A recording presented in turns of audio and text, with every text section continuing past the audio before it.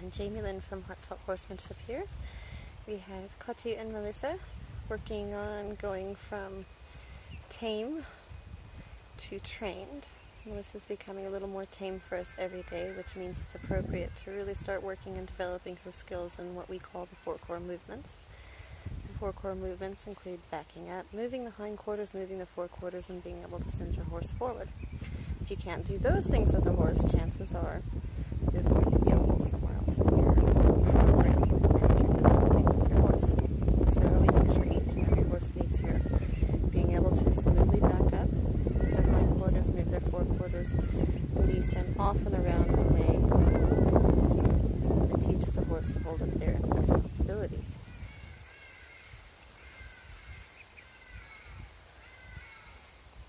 Kati sent the horse back, and now she's drawing the horse into her. Never missing an opportunity to thank her for her try. Melissa's very skeptical about people. Kati provides a little bit of dwell time, a little bit of affection, and we'll move on to the next movement when they're ready.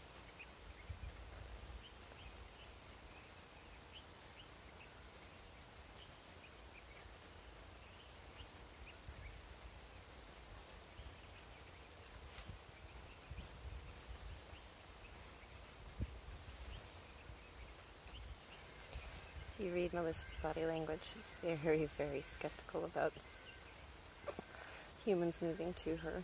So believe it or not, this looks infinitely better than it did a month ago. So Kati's going to work on moving the hindquarters, or doing what we call a hindquarter disengagement. If you notice those hind feet, the near foot stepped under in front of the far foot, and this provides some relaxation and an influx of dopamine to help the horse learn and stay in the reasoning side of their brain.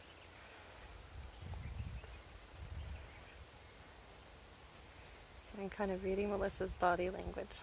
It gives me an opportunity to talk about tolerance versus acceptance. Though she moved from Kati and she was light and she did respond, still looking at Melissa's body language, and I see she's kind of leaning away from Kati a little bit. So what I'd like to see change over the next week or two is that maybe she looks forward a little bit more to being near a human and not like she's ready to go the other way. Kati's going to disengage the other side now. The bum goes away. The horse brings its nose back to us, providing a little bit of dwell time. You can see the way that Melissa leans away. She goes, I'm not quite sure about humans touching me still. But again, she's putting in a lot of effort and giving us a lot of faith and trust in allowing us to keep trying and keep helping her realize that we are not in here to hurt her, and she doesn't need to be full of so much anxiety.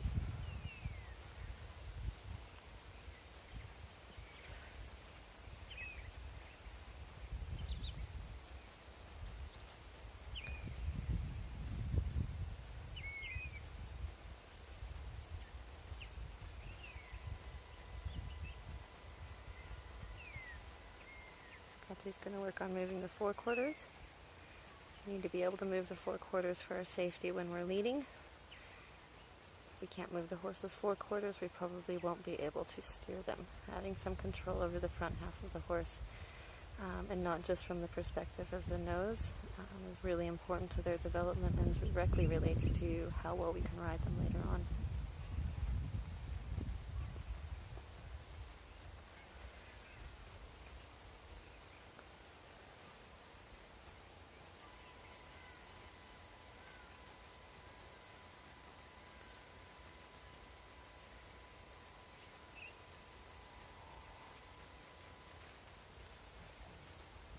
You see Kati's being very particular about asking permission to cross over to the other side of the horse, so there aren't surprises.